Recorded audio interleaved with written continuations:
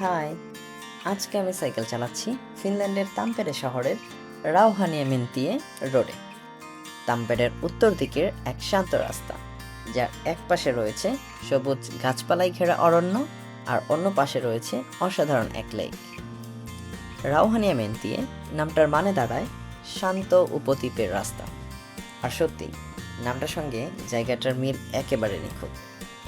এই রাস্তাটা নিয়ে যায় রাউহানিয়ামি নামের এলাকাতে, যেটা পরিচিত লেকের ধারের সৈকত আর সাউনার জন্য। ইতিহাস বলছে এই জায়গাটা অনেক দিন ধরেই পরিচিত অবসর সময় কাটানো আর স্বাস্থ্যসেবার কেন্দ্র হিসেবে। রাউহানিয়ামি ফোক স্পা 1920 সাল থেকে চলছে, যেখানে এখনও লেকের পাশে ফিনল্যান্ডের ঐতিহ্যবাহী সাউনা উপভোগ করা যায়।